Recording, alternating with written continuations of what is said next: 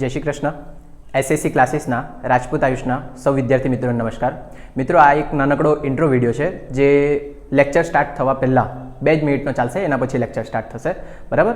અને સૌથી પહેલાં મેં વાત કરી દેમ તો મારું નામ આયુષ રાજપૂત અને આપણા ક્લાસીસનું નામ છે એસએસસીસી, જેનું ફૂલ ફોર્મ છે સ્ટુડન્ટ અચીવ કોમર્સ ક્લાસીસ, બરાબર. અહીંયા સાઇટ પર તમને મારો મોબાઈલ નંબર દેખાશે. જો તમને કોઈ પણ સબ્જેક્ટમાં ડાઉટ હોય 11, 12 કોમર્સ, બીકોમ, એમકોમ, બરાબર, તમે એના પર મેસેજ કરીને પૂછી શકે. પછી એની નીચે મારા યુટ્યુબનું ચેનલ દેખાશે અને એ યુટ્યુબના ચેનલ પર તમને 11, 12ના તો થોડાક ઓછા મળશે, પણ બીકોમ, એમકોમના પૂરેપૂરા વિડીયો મળશે તમને. અને એની અંદર વિડીયોની અંદર કોમેન્ટ કરજો જો કંઈ બી નહીં ખબર પડે તો, બરાબર. આ બાજુ મારા ઉપર દેખાશે મારું પર્સનલ ઇન્સ્ટાગ્રામ અકાઉન્ટ હશે, એની નીચે આપણા ક્લાસીસનું ઇન્સ્ટાગ્રામ અકાઉન્ટ હશે અને એની નીચે એક ઇન્સ્ટાગ્રામનું અલગથી અકાઉન્ટ બનાવ્યું છે જેની અંદર 11, 12 પ્રથમ પરીક્ષા અને દ્વિતીય પરીક્ષાના તમને પેપર મળી જશે, બરાબર. અને એકદમ લાસ્ટમાં તમને દેખાશે ટેલિગ્રામનું ચેનલ છે. ટેલિગ્રામના ચેનલની અંદર 12th બોર્ડના અને બીકોમ, એમકોમના યુનિવર્સિટીના બધા પેપર મૂકેલા છે, બરાબર. અને એ પેપર શોધવા માટે મારા એમકોમની અંદર સાથે ભણતી એક છોકરી હતી પ્રિયા, જેણે હેલ્પ કરી છે, તો એ બધું ક્રેડિટ એને જ જાય છે, બરાબર. અને સ્પેશિયલી વાત કરી દેમ તો આપણા ક્લાસના અત્યાર સુધી કોઈ પેઇડ કોર્સ એટલે કે જે તમે પૈસાથી ખરીદીને ભણી શકે તેવા કોઈ કોર્સ નથી અને આપણા ટ્યુશન ક્લાસીસનું કોઈ અત્યાર સુધી એપ્લિકેશન નથી, બરાબર, જે ટૂંક સમયમાં ડેવલપ થશે, બરાબર. કંઈ બી ડાઉટ હોય એની ટાઈમ તમે પૂછી શકે અને આ જેટલી વસ્તુ દેખાય એ બધી વસ્તુ હું હેન્ડલ એકલો જ કરું છું. એટલે કદાચ શક્યતા એવી કે તમારા મેસેજના રિપ્લાય આપવામાં કે કોમેન્ટના રિપ્લાય આપવામાં થોડો ટાઈમ લાગી જાય, તો થોડુંક વેઇટ કરજો અને આપણે વિડીયો સ્ટાર્ટ કરીએ, બરાબર. Thank you. 23મો દાખલો 23મો ને? ઓય પુરુષો ચૂપ રહ્યો, બસ. હવે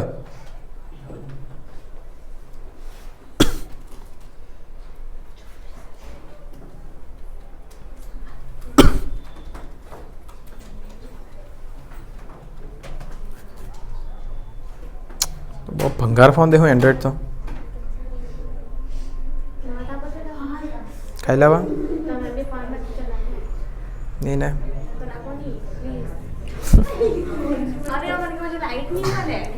હર ઘેર બાજુ લાઈટ નહીં મળે તો હું એ નહીં થાય પૂરું, 1 કલાકમાં કાંઈ થાય નહીં. હા, સસ્તા ફોન લઈ ગયેલા હતો. ચૂપ નહીં. ચાલો, શ્રી યોગી વાળો દાખલો. યોગી વિશ્વનાથ રેડી ને? બસ કરો ને મહારાણીઓ, જોઈએ બેંકમાં જ જાયા કરે, ખાલી પૈસા જ ઉપાડ્યા કરે. શીટ યાર. ચાલો, 23મો જો. શ્રી યોગી તારીખ 1/10/15ના રોજ નિરમા કંપનીમાં મૂળ પગાર 12,500, 500, 14,000, 1,000, 25,000ના ગ્રેડમાં મેનેજર તરીકે જોડાયા. આકારણી વર્ષ 2020-21 માટે પગારની કરપાત્ર આવક ગણો. એટલે હવે આખો દાખલો ગણવાનો. આપણે જે બધું નલું નલું શીખી ગયા ને તે બધું એક સાથે આવશે. તો પહેલાં અહીંયા મેં લખી દેમ દાખલો નંબર 23. હરખું બુદ્ધિ દળાવવાની. જેટલા નવા કાયદા આવશે બધા નવા કાયદા કેવા, બધા મોડે રાખવાના, જૂના ભૂલવાના નથી. જૂના છે તે તો છે જ. ચાલો, તો અહીંયા લખીએ શ્રી યોગીની કરપાત્ર આવકની ગણતરી. પછી અહીંયા શું લખવાનું? પાછલું વર્ષ અને આકારણી વર્ષ. આકારણી વર્ષ કેટલું આપેલું? 20-21 આકારણી વર્ષ છે, તો 2019-20 આવી જશે પાછલું વર્ષ. શું થયું ભાવિની? કાંઈ નહીં થાય તો ગણગણ હે ના થયા કરે તમારા. રકમ માટે 2 ખાના બનાવવાના. ચાલો, પહેલું વિગત, બીજું બી 2 રકમના ખાના. કંટાળો આવ્યા કરે અંજલિ? તમને ભણાવવાનો મને દરરોજ કંટાળો આવે, તમને ખાસ કરીને તને. ચાલો જોજો, હવે ટોટલી પગાર ગણવાનું. જે તો બધા પગાર લખવા પડે. સૌથી પહેલાં તો જે પેલું 12,500, 500 ને એવું આપેલું ને તેના પરથી તમારે મૂળ પગાર શોધવા પડે અને આ મૂળ પગાર શોધતા કાલે જ શીખવાડ્યું છે તમને, બરાબર. સૌથી પહેલાં મેં અહીંયા લખી દેમ નંબર 1 મૂળ પગાર. સાઈટ પર ગણીએ તો મૂળ પગાર ગણવા માટે તમારે જોવા પડે કે ભાઈ જોડાયો કઈ તારીખે જોડાયો. અરે 1-10-15 તો રાત કેમ કાઢવાના તમે? 1-10-15 જોડાયો. બરાબર. એની સેલેરી માટે કંઈક આવું કીધું 12,500, 500, 14,000, 1,000 અને 25,000. તો આના પરથી હવે આપણે સેલેરી ગણવાની છે. પહેલાં સેલેરી ગણીએ, પછી આગળ બીજું કંઈક વાંચીએ. ગણીએ મીન્સ કે તમે ગણાવો એમ. મેં તો આવડે મને તો બોલો ને.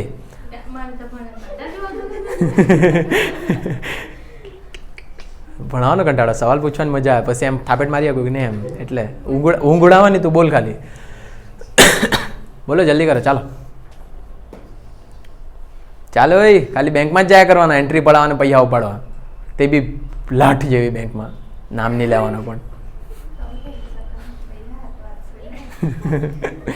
બોલો ચાલો. આનો અર્થ શું થાય? 12,500, 500. જલ્દી કરો, કમસે કમ એક દાખલો તો કમ્પ્લીટ થવા જોઈએ. બોલો, કાલે જ તો હિકા છી હારાય આવડે પણ ગણતા આવડે પણ બોલતા નહીં આવડે એમ કે બાજુ. જો અહીંયા 1, 10, 15 એ ભાઈ જોડાયો છે બરાબર. તો એક વર્ષ સુધી એની સેલેરી 12,500 રહે. પછી બીજા વર્ષથી 500 વધવા લાગે. ક્યાર સુધી વધે? જ્યાર સુધી 14,000ની થઈ જાય બરાબર. તો પહેલાં મારે તારીખ જોવા પડે. જો એક સિમ્પલ રસ્તો શોધ્યો, આજે એમકોમમાં બી આવું જોતું. એટલે 1, 10, 15 છે, એના પછીની તારીખ, એના પછીનો મહિનો લખવાનો. એના પછી કયો મહિનો? 11મો મહિનો. અને અહીંયા તારીખ જો અહીંયા 1 તારીખ છે ને, તો 11મા મહિનાની છેલ્લી તારીખ લખવાની. કેટલી? 30. જો અહીંયા 31 તારીખ હોતે ને, તો 11મા મહિનાની પહેલી તારીખ લખવાની. ખબર પડી જાય તો તમારું ડાયરેક્ટ ખબર પડી જશે. ને અહીંયા વર્ષ 15, અહીંયા કેટલું આવશે? 14. તો 30, 11, 14થી સ્ટાર્ટ થાય ને પૂરું ક્યારે થાય? 1, 10, 15. ક્લિયર થાય આટલું બધાને? હા ને. તો અહીંયા લખું મેં અત્યાર માટે એ જોડાયો છે 1, 10, 15 એ જોડાયો. 1, 10, 15 એ જોડાયો તો એનું વર્ષ પૂરું થશે 30, 11. હજુ બી ખોટું લાગે મને, 9 આવે. એમકોમ વાળું અલગ હતું.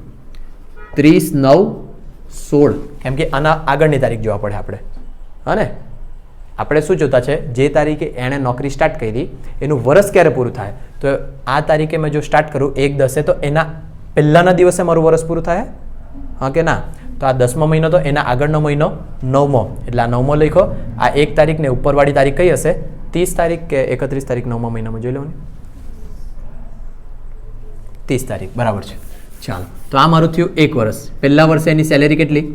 12,500 બરાબર. હવે બીજા વર્ષ આપણે ક્યાં સુધી જવાનું છે તે બી મગજમાં રાખજો.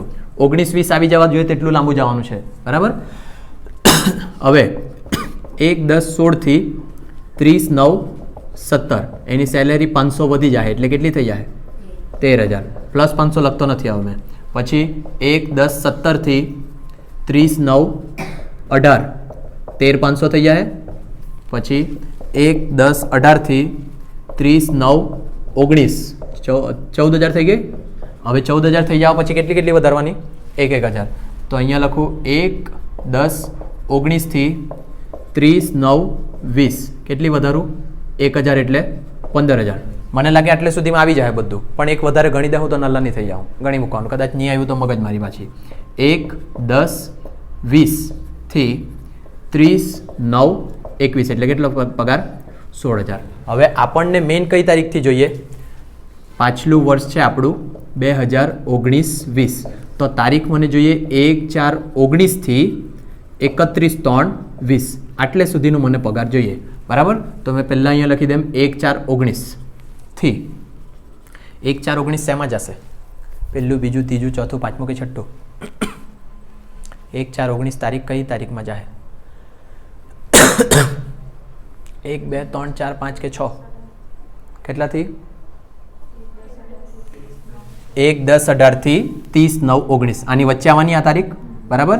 તો 1/4/19 અહીંયા વચ્ચે છે અને એ તારીખ પૂરી ક્યારે થઈ જાય? 30, 9, 19. આટલા ટાઈમ દરમિયાન એનો પગાર કેટલો છે? 14,000 છે બરાબર. હવે આ તારીખ પછીની તારીખ લખું મેં 1, 10, 19 બરાબર. હા કે ના?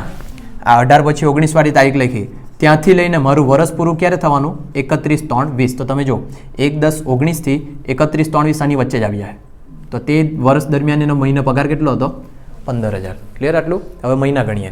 આ ચોથો મહિનો આખો આવવાનો 4, 5, 6, 7, 8 9મો બી આખો આવવાનો પૂરો થયો છે એટલે 3 ને 3 કેટલા માસ થયા? 6 માસ એટલે ગુણ્યા 6.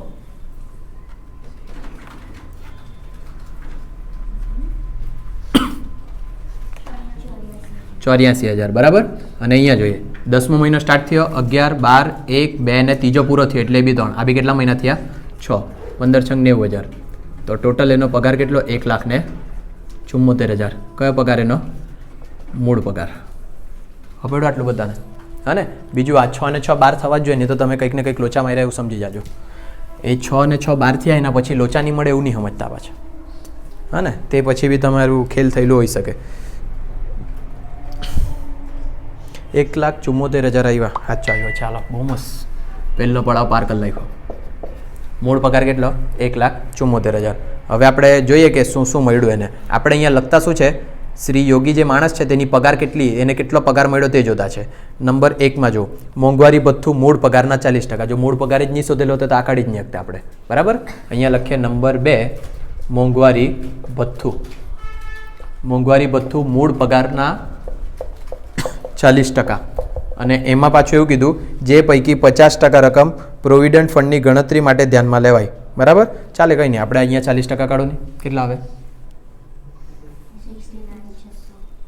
69,600.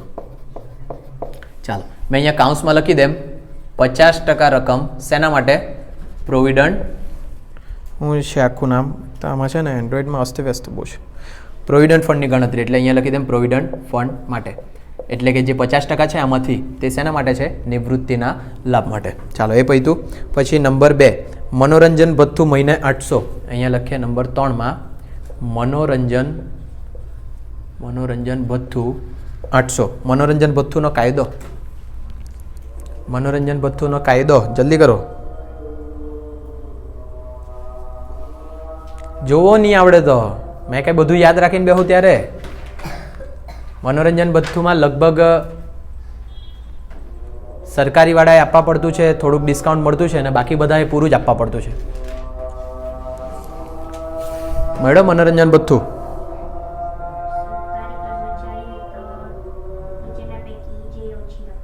સરકારી નહીં મળે એટલે એમાં છે જ નહીં. ખાનગી વાળાએ સંપૂર્ણ કરપાત્ર બરાબર. એટલે ધ્યાન રાખજો સરકારી હોય ને મનોરંજન ભથ્થું તો જ યાદ રાખવાનું, પણ જો સરકારી નહીં હોય ને તો પૂરેપૂરો ટેક્સ આપવા જ પડે લોકોએ. તો 800 રૂપિયા કેવા આપ્યા છે?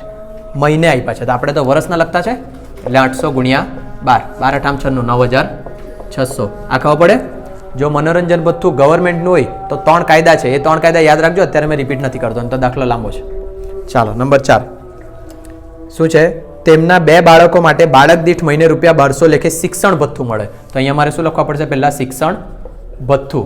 શિક્ષણ ભથ્થું મને મળ્યું કેટલું તે જોઈ લો. મહિને 1200 લેખે મળે.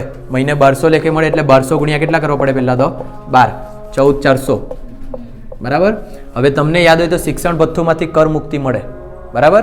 તો અહીંયાથી બાદ કરવા પડે કર મુક્તિ. અને કર મુક્તિ માટે યાદ હોય તો શિક્ષણ ભથ્થું એક બાળક પર 100 રૂપિયા મળે મહિને બરાબર. એવા કેટલા બાળક માટે મળી શકે? 2 બાળક માટે. અહીંયા 2 બાળક છે ને હા. ચાલો તો અહીંયા અમે લખું 100 રૂપિયા ગુણ્યા 12 એટલે 1200. આ મારું કેટલા બાળકનું? 1 બાળકનું. ગુણ્યા 2 કરો એટલે 2 બાળકના મળી ગયા 2400.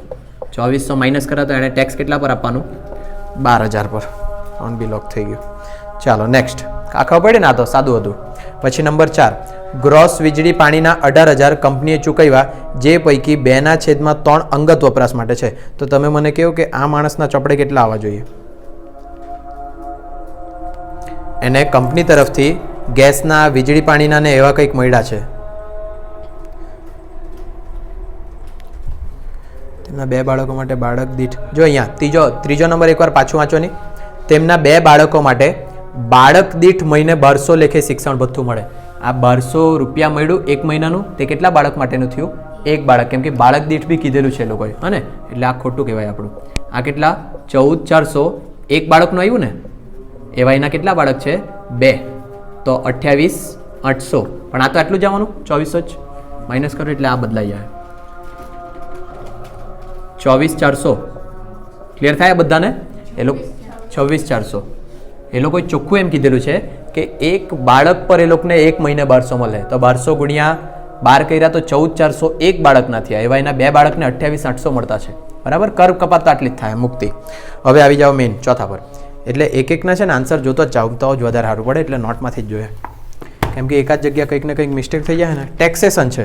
ટેક્સેશનમાં તમારી આવૃત્તિ મતલબ આવડત કામે જ નહીં લાગે, એટલી ગોખવાની સ્કિલ છે તમારી, તેના પર કામ લાગે ટેક્સ. હા ને, જે મારી બહુ કાચી લીંબુ છે.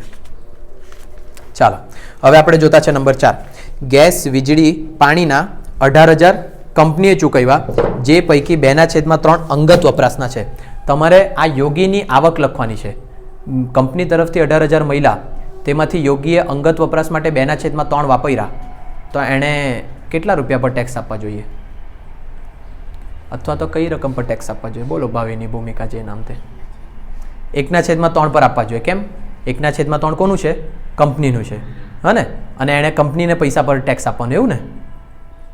હા કે ના? સાચું છે આયુષી? નહીં, હવે સવાલ પૂછે ત્યારે સાચું નહીં મળે એમ કે. જોજો અહીંયા બધા આ જે 18,000 છે એના 2/3 કાઢો ને પહેલાં 12,000 આવ્યા અને બાકી બચે કેટલા? 6,000. આ 12,000 એને અંગત વપરાશ માટે વાપર્યા, આ 6,000 એને કોના માટે વાપર્યા? કંપનીના કામ માટે. તો તમને પૂછો આ બેમાંથી કઈ રકમ પર ટેક્સ આપવા પડે? 12,000 પર. તમે જે વાપરો ને તેના પર જ ટેક્સ આપવાના ને. કંપનીનું ટેક્સ મેં કેમ ભરું? ખબર પડે કે આટલું બધાને કંપનીના કામ માટે વાપર્યા, તો એના પર મારે ટેક્સ ભરવાનો નથી. તો અહીંયા લખું નંબર 5. શું છે નામ? ગ્રોસ વીજળી પાણીના. ગ્રોસ વીજળી પાણીના કેટલા ચૂકવેલા? 18,000. બરાબર, અહીંયા લખીએ 18,000. એમાંથી આપણે કેટલા વાપર્યા અંગત માટે? 2/3 12,000. એટલે મારે 12,000 પર ટેક્સ આપવાનો. બરાબર, નંબર 6. જોતા જાય 12,000 જ છે કે કેમ? 12,000 જ છે. ચાલો નેક્સ્ટ.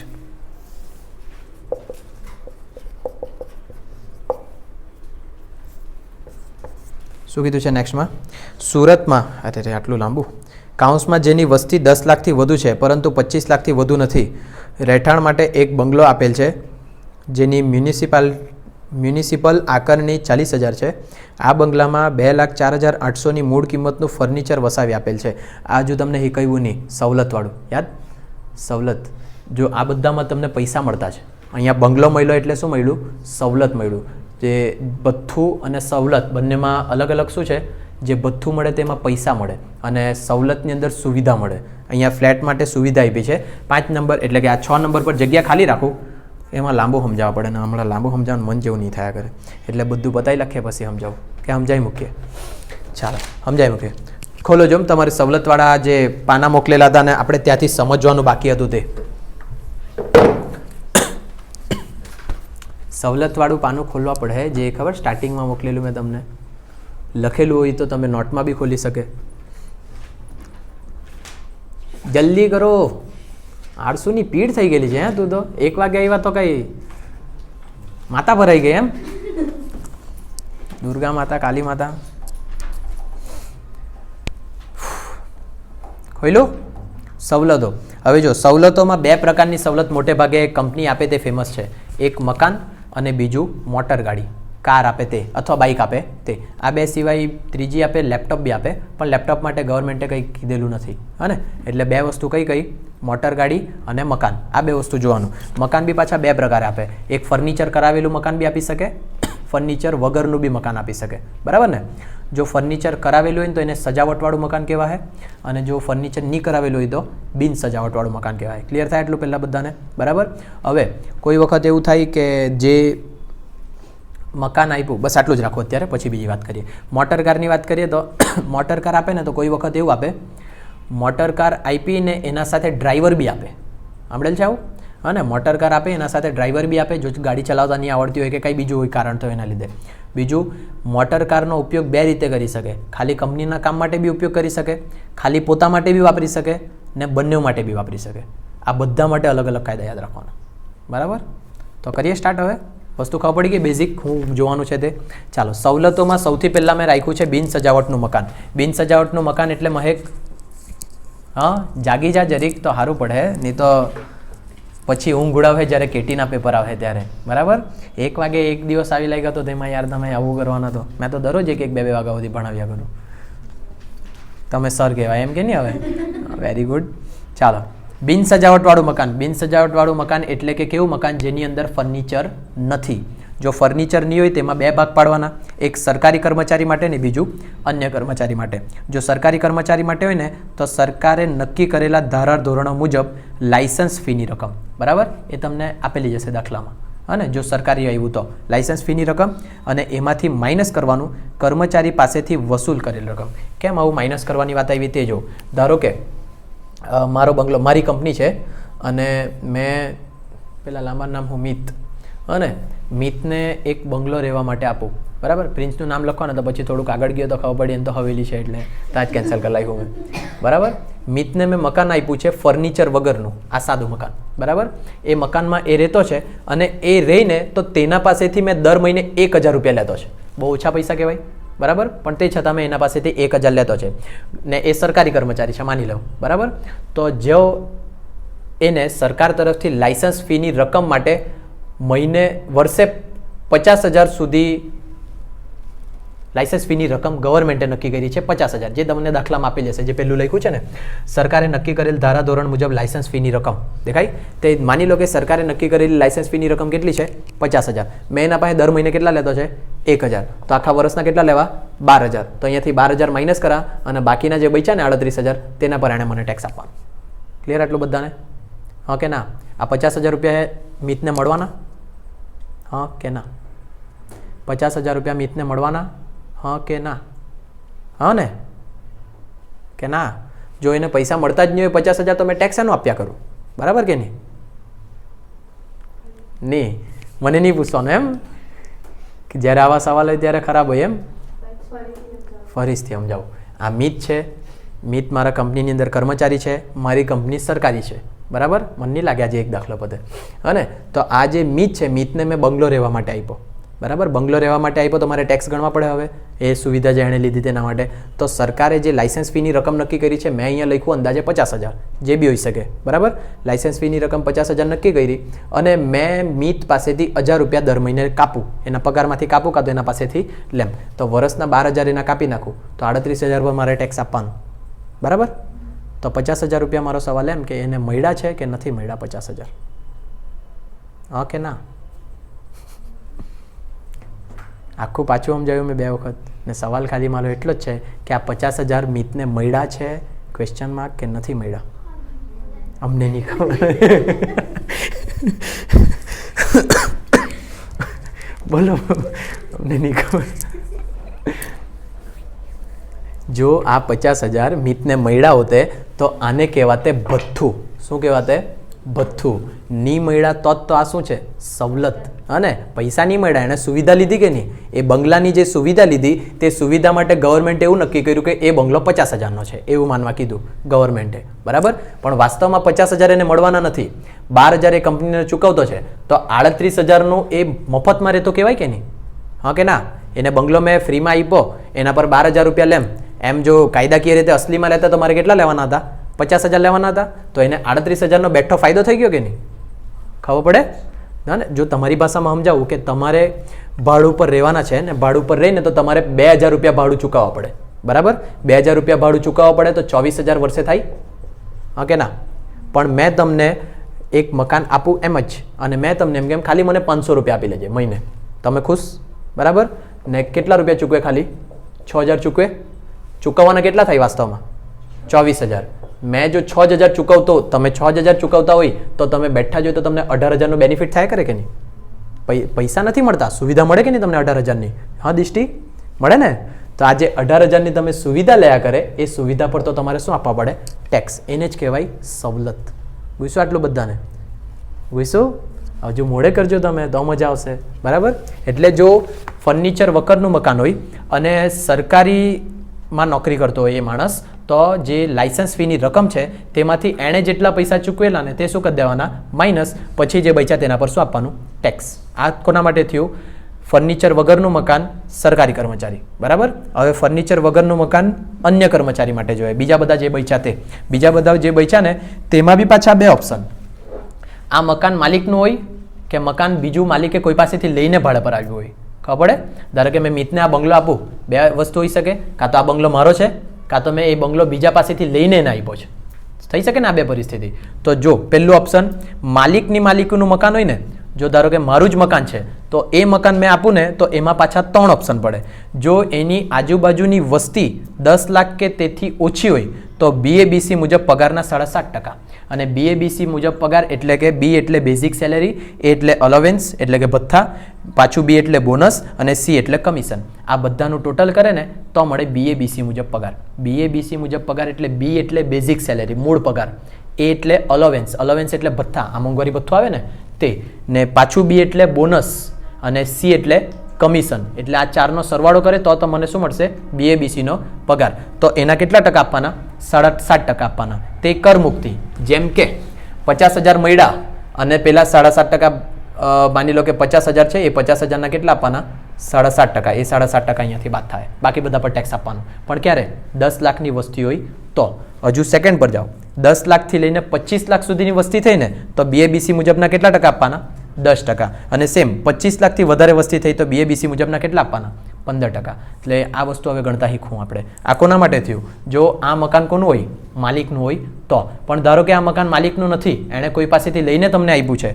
મકાન માલિકની માલિકીનું ન હોય ત્યારે જો મકાનનું વાર્ષિક મૂલ્ય અથવા પગારના 15%, બેમાંથી જે ઓછું હોય તે કરપાત્ર. બરાબર? મકાનનું વાર્ષિક મૂલ્ય, ધારો કે આ બંગલો છે, દર મહિને કોઈને બી ભાડા પર આપે ને તો 10,000નું ભાડું મળે. એના પર 10,000નું ભાડું મળે એટલે 1,20,000 મળે. તો એનું કયું મૂલ્ય થયું? વાર્ષિક મૂલ્ય થયું કે નહીં? અને એનો પગાર 1,74,000 છે. પગારના કેટલા ટકા? 75% ને. 1,74,000ના 15%. ધારો કે આ 15% આવી જાય, 15 દુ 30, 27,000 રૂપિયા આવી ગયા. તો બેમાંથી જે ઓછું હોય તે કપાત મળે. કયું ઓછું છે? 27,000. તે તમને કર મુક્તિ મળે. બાકી બધા પર ટેક્સ આપવાનો. ભૂઈશું બધાને? ભૂઈશું તો ખરી, પણ મોડે કરવા પડે હજુ. બરાબર? હવે નીચે જો BABC મુજબનો પગાર બી લખી આપ્યો છે. બેઝિક સેલેરી, અલાવન્સ, બોનસ ને કમિશન. મૂળ પગાર, મોંઘવારી ભથ્થું, નિવૃત્તિના લાભનું જ ને બોનસ ને કમિશન બધાનો સરવાળો કરે તો એ આવી જાય તમારું BABC મુજબ પગાર. અને અલાવન્સની અંદર એટલે ખાલી એક જ અલાવન્સ નહીં આવે. આ જે અલાવન્સ એટલે ભથ્થું, ઇંગ્લિશમાં નામ છે એનું અલાવન્સ. મેં કદાચ વર્ડ બી ખોટો બોલતો તો બી કંઈ નહીં.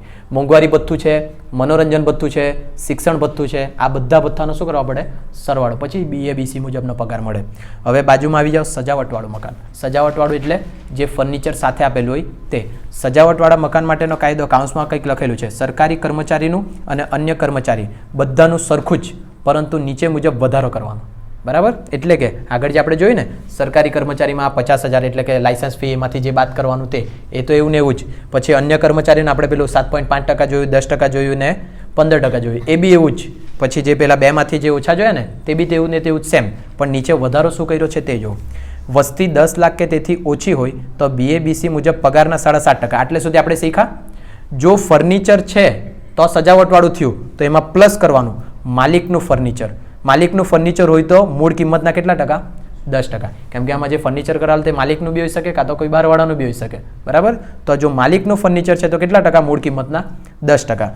બાજુમાં જો 10 લાખથી વધુ ને 25 લાખ સુધીની વસ્તી હોય તો BABC મુજબ પગારના 10% તો કરવાના જ, પ્લસ ફર્નિચરની મૂળ કિંમતના કેટલા ટકા? 10%. પણ જો ફર્નિચરની મૂળ કિંમત નહીં આપેલી હોય તો ફર્નિચરનું ભાડું, ધારો કે એમ આપેલું હોય ને કે 1,000 ફર્નિચરનું ભાડું છે તો એ ભાડું લખવાનું અને એમાંથી માઇનસ કરવાનું વસૂલ આવેલી રકમ. એટલે આ જેવો નમૂનો છે તેવો પરફેક્ટ નમૂનો ગોખવા પડે.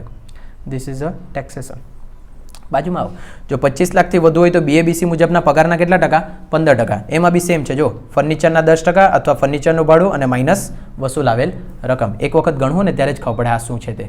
બરાબર? અને બાજુમાં જો બેમાંથી જે ઓછું હોય તે આપણે નક્કી કર્યું ને, એમાં પાછું ફર્નિચરના 10% અથવા તો ભાડું, બેમાંથી જે માઇનસ કરવા માટે કીધેલું હોય તે, અને પછી જે આવશે તે ટેક્સ. ગુસ્સે હું મોડે કરો. મોટર કાર અત્યારે જોવાના? હા કે ના? હા, એટલે દાખલો રહી જાય એમ. ચાલો મોટર કાર બી જોઈ લો. એક દિવસનો ત્રાસ આપણે એક જ દિવસમાં પતાવીએ. હા ને? જો નહીં ખબર પડે તેવું નહીં મળે. નહીં ખબર પડે એવું છે કે છે સાચું જ નહીં ખબર પડે તેવું? ગોખવા તો પડે જ નહીં એકવાર. નહીં ગોખવાનું તો ક્યાંથી જવાનું? મોટર કાર જો, મોટર કારમાં પાછું કેવું રહે? મોટર કાર કર્મચારીની માલિકનું બી હોઈ શકે, માલિકની માલિકનું બી હોઈ શકે. બરાબર? સૌથી પહેલાં છે મોટર કાર કર્મચારીનું માલિકનું હોય તો આ કાલે જ રાખીએ મોટર કારની. તો એક હાથે બહુ બધું લોડ થાય તો સમજ જ નહીં પડે. મોટર કાર કંઈ નલ્લું નહીં મળે, બહુ મોટું છે. બરાબર? માલિકની માલિકીનું બી હોઈ શકે, કર્મચારીની માલિકનું બી હોઈ શકે. એની અંદર ખર્ચા માલિક કરાવતો હોય તેવું હોઈ શકે, કર્મચારી ખર્ચો કરાવતો હોય તેવું થઈ શકે, ડ્રાઈવર આપેલો એવું હોઈ શકે, ડ્રાઈવર નહીં આપેલો એવું હોઈ શકે. આ બધું મોડે કરવા પડે. છે ને ગમતું તમને? મને ખબર તમારો ફેવરેટ વિષય છે, તમે ખાલી એમ શરમાઈ બોલવાથી. શું કહી દિષ્ટિ? હા, જો તમને પહેલા જ દિવસે આ સમજાઈ મૂકેલું ને તો તમે આ ચેપ્ટર સ્કીપ કરવા કરી દેતા સમલત વાળું.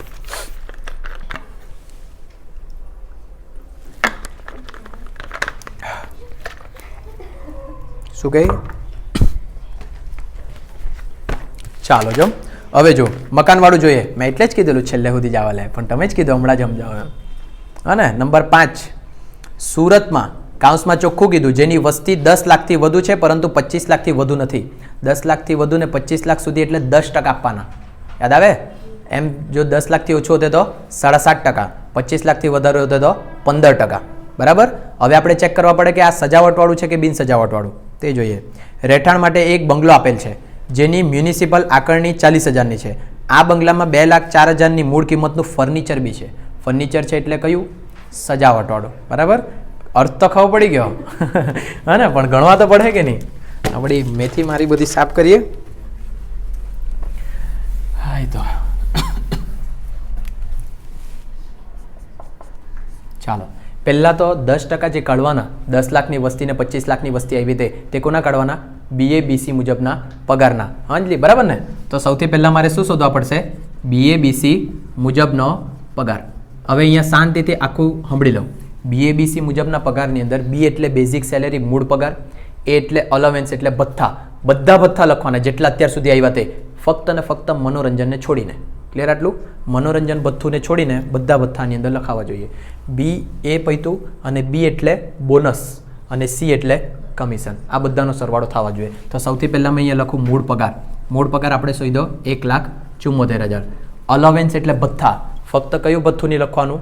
મનોરંજનની લખવાનું. તે સિવાય બધા લખવાના. તો પહેલાં મેં લખું કયું? મોંઘવારી ભથ્થું. પણ મોંઘવારી ભથ્થું કયું લખવાનું? ખાલી નિવૃત્તિના લાભનું. અને આ ટોટલમાંથી 50% નિવૃત્તિના લાભનું છે. 69,600 એના 50%. 36,800. મનોરંજન ભથ્થું લેવાનું કે નહીં લેવાનું જોઈ લે.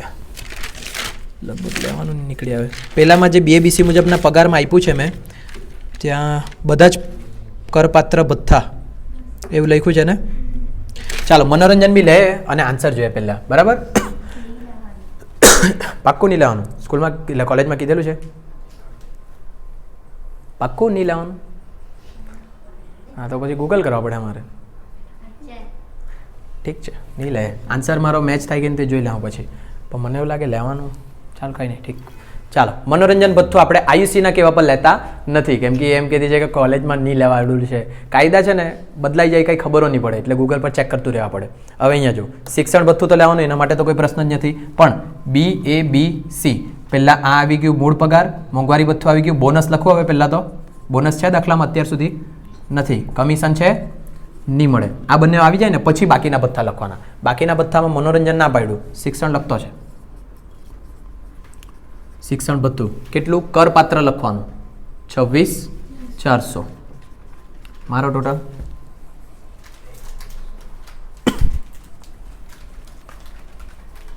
એ લોકોના 10% આવ્યા છે આટલા 24,480. 2,35,200. આના 10% કાઢવું તો નહીં આવે, એટલે લેવાનું હશે મનોરંજન ભથ્થું બી. પ્લસ કરીને જોવો નહીં. 9,600 તો પેલા 10% કાઢીને આટલા આવે કે 24,480.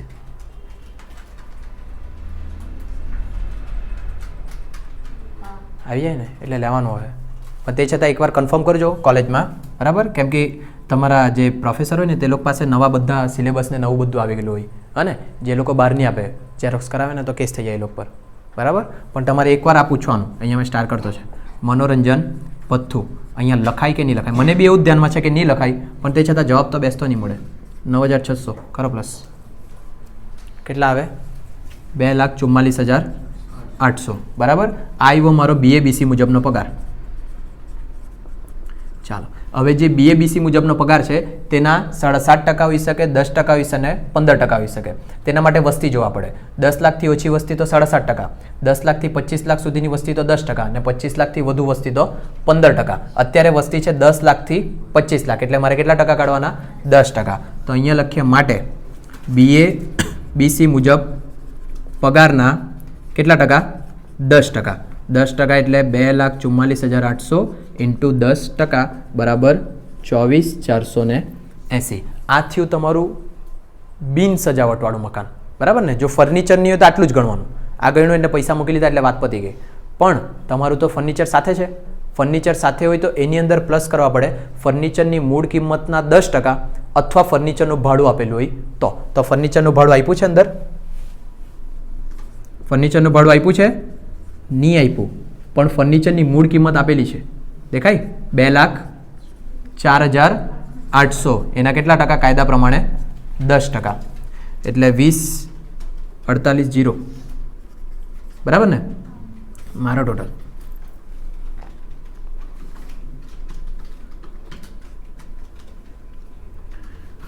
4 4 4 ને 4 8 ને 9 8 2 16 60.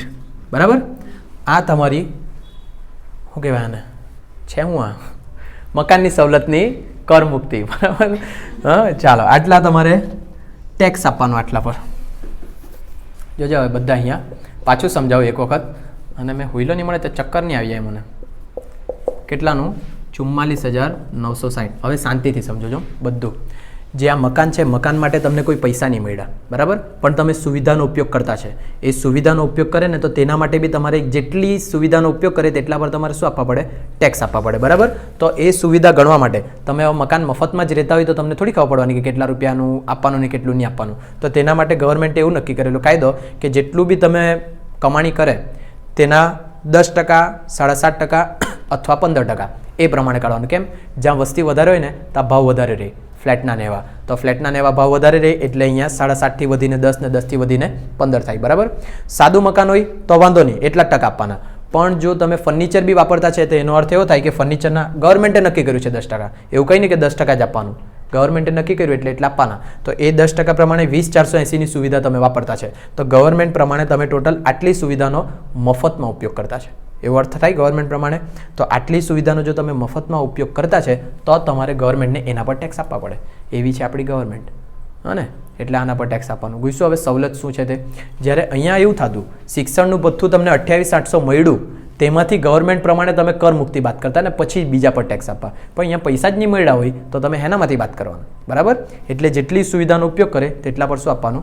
ટેક્સને. પ્રાર્થના કરો કે આ દાખલા મોટર ગાડીની આવી જાય, નહીં તો આજે જ સમજાવવા પડે. ચાલો નંબર 7. 7 મીન્સ કે નંબર 6 ને? આ બંગલાના ચોકીદાર તથા માળીનો પગાર મહિને અનુક્રમે 2,200 અને 1,200 કંપનીએ ચૂકવેલો છે. આ બંગલો એટલે ઉપર નંબર 5 વાળો જ બંગલો. તો કાયદો સાંભળો. જો તમે કોઈક બંગલો આપેલો હોય એ બંગલાની અંદર તમે BABC મુજબ પગારને ફર્નિચરની એટલે કે ટૂંકમાં મકાનની સવલતની ગણતરી કરી દીધેલી હોય તો તેની ઉપર એક્સ્ટ્રા જો માળીને એવું બધું કંઈ આપે ને તેની ગણતરી કરવાની નહીં. ખબર? આટલું ક્યારે નહીં કરવાનું? જ્યારે તમે મકાનની સવલત ગણી નાખેલી હોય તો તેના ઉપર કોઈ સુવિધા આપે ને કંપનીવાળા તો તેની ગણતરી અહીંયા થાય નહીં. કેમ કે માળી વગર બી ચાલી જાય, બરાબર ને? એમ જોવા જાય તો ફર્નિચર વગર બી ચાલી જાય, એવું કંઈક કારણ એક્સક્યુઝ નહીં આપી શકું મેં તમને. પણ એટલું જ યાદ રાખજો, મકાનની સવલત તમે ગણી હોય તો કોઈ માળી આપેલો હોય સ્પેશિયલ તો એનો કોઈ બી કપાત કે અહીંયા કંઈક લખવાનું નહીં. ઘૂસી જાય એટલું? ઉપર નોંધ બી લખેલી જશે લાલ પેનથી. ચાલો એના પછી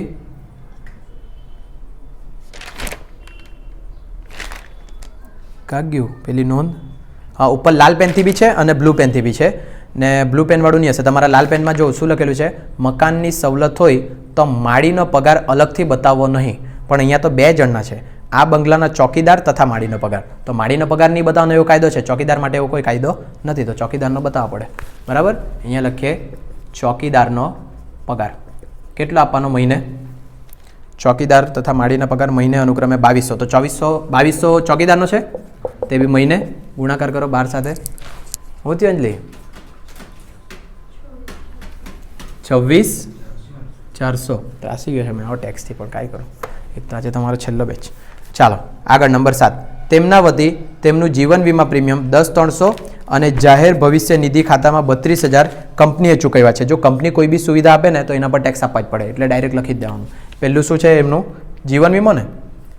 હા કે ના? જીવન વીમા પ્રીમિયમ એના કેટલા આપ્યા છે? 10,300. અને બીજી કઈ સુવિધા આપી? જાહેર ભવિષ્ય નિધિ. જાહેર ભવિષ્ય નિધિ એના કેટલા રૂપિયા આપ્યા? 32,000. કંપની તરફથી બીજી કોઈ બી સુવિધા મળે ને તો તેના પર ટેક્સ આપવા જ પડે. એક વખત છેલ્લી વખત પેલું રિપીટ કરી દેમ, ઊંઘમાં જેવું બોલાયું તે. જો મકાનની સવલત આપેલી હોય ને માળી બી રાખીને એનો પગાર બી હોય ને તો માળીનો પગાર લખાય નહીં. તે સિવાય કંઈ બી હોય તો લખવા પડે. જેમ કે ચોકીદાર હતો તો તે લખવું આપણે. ખાલી માળી માટે જે કાયદો છે. કેમ કાયદો તે કોઈને નહીં ખબર. ખબર પડે? કેમ કાયદો તેનાથી કંઈ લાગે વળગે નહીં. ગવર્મેન્ટ એટલે ગવર્મેન્ટ, સરકારનું જ ચાલે. ચાલો પછી આગળ. નંબર 8, મૂળ પગાર તથા 50% મોંઘવારી ભથ્થા સહિતની રકમના 15% જેટલી રકમ માન્ય પ્રોવિડન્ટ ફંડમાં તેઓ ફાળવે છે. કોણ ફાળવે? કોણ ફાળવે? મૂળ પગાર તથા 50% મોંઘવારી ભથ્થા સહિતના રકમના 15% જેટલી રકમ માન્ય પ્રોવિડન્ટ ફંડમાં તેઓ ફાળવે. તેઓ એટલે કર્મચારી. હા ને, કર્મચારી જો પ્રોવિડન્ટ ફંડમાં ફાળો આપે તો કર્મચારીના પૈસા ઘટે, એને આવક નથી થતી એટલે અહીંયા લખાય નહીં લખાય. કાલે જ વાત થયેલી આપણી તે, બરાબર? આપણી વાત થયેલી કેવી વાત કરું મેં. આગળ જો, કંપની આવા પગારના 12% જેટલો ફાળો આપે. કંપની કેટલો ટકા ફાળો આપે? 12%. તમને કાલે શું કીધેલું? કંપની જેટલો ફાળો આપે તેમાંથી કેટલા ટકા કરમુક્ત? 12%. તો આ 12% અને 12% પતી ગયું. કંઈ લખાય અહીંયા? નહીં લખાય. પાછું સાંભળો, જો કર્મચારી પ્રોવિડન્ટ ફંડમાં ફાળો આપે તો તે તો અહીંયા લખાવવાનો સવાલ જ નથી, કેમ કે એ તો એની આવક છે જ નહીં. પણ જે કંપનીવાળા આપે ને, કંપનીવાળા આપે તેમાંથી 12% સુધી કેવું? કરમુક્ત. અહીંયા તો 12% આપ્યા તો ટેક્સ આપવા પડે? નહીં આપવા પડે. જો 13% આપેલું હતું ને તો અહીંયા 1% લખવા પડે તમારે, બરાબર? કાલે આવેલું છે, ધ્યાનમાં રાખજો. એટલે જ તો પેલા નલ્લા ગણાવ્યા તો મોટું એક સાથે ગણાય. નંબર 9 જો, તેમના પગારમાંથી મહિને 200 રૂપિયા વ્યવસાય વેરો કપાયેલો છે. જો મહિને 200 રૂપિયા વ્યવસાય વેરો કપાયો ને આપણે તો આવક ગણતા છે, આવક છે નહીં, એ નહીં મળે એટલે લખાય નહીં. 10મું રહી ગયું. કંપનીએ તેમના વતી હોટલ ક્લબનું બિલ 42,000 ચૂકવ્યું. તો આ સુવિધા મળી ને એને? સુવિધા મળે એટલે ટેક્સ આપવા પડે. નંબર 10, શેનું ચૂકવ્યું? હોટલ ક્લબનું બિલ. તમારા મમ્મી પપ્પા જાય કે કોઈ દિવસ હોટલ કે ક્લબ? હા, કંપનીમાં જાય તે છતાં બી 42,000 ચૂકવ્યું. ચાલો નેક્સ્ટ. 11, ઓફિસ સમય દરમિયાન થયેલું ઈજાનું વળતર 9,500 કંપનીએ ચૂકવ્યું. હવે ઈજાનું વળતરના પૈસા લે તો શરમ લાગવા જોઈએ કે નહીં લોકોને? હા, એના પર ટેક્સ નહીં આપવાનું રહે, બરાબર? ધ્યાનમાં રાખજો. કોઈકને ઈજા થયેલી હોય ને તેના પર જે વળતર આપ્યું હોય કંપનીવાળાએ તેના પર ટેક્સ આપવાનું નહીં. તમારો મશીનમાં હાથ આવી ગયો, 50,000નો ખર્ચો થયો તો ગવર્મેન્ટ એના પર બી ટેક્સ લેવા આવી જાય. હા, ખબર પડે ને? એટલે એના પર ટેક્સ નહીં આપવાનું. ખબર પડ્યો દાખલો? ભલે ગઈમો નહીં હોય તે પછીની વાત, તમે ગમે નહીં ગમે એનાથી તો મને ફરક નહીં પડે. તો સિલેબસ કાઢે તેનાથી ફરક પડે. આવડવા જોઈએ તમને, બરાબર? ગોખો, હરકો, અવડાવો. જો કાલે નહીં આવે ને તમે તો ખેલ થઈ જાય તમારો, મારો ટોટલ.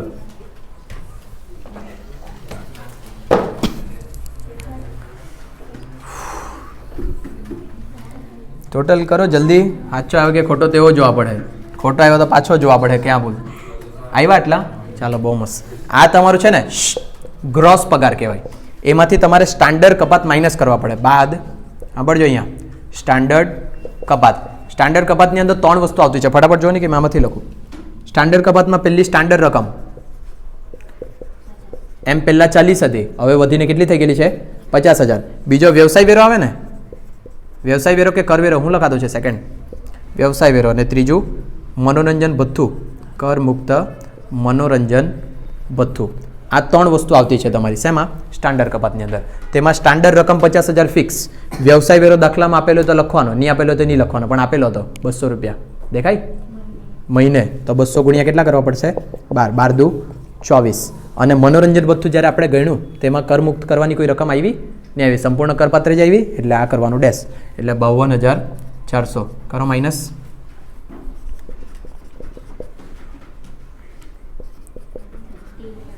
કેટલા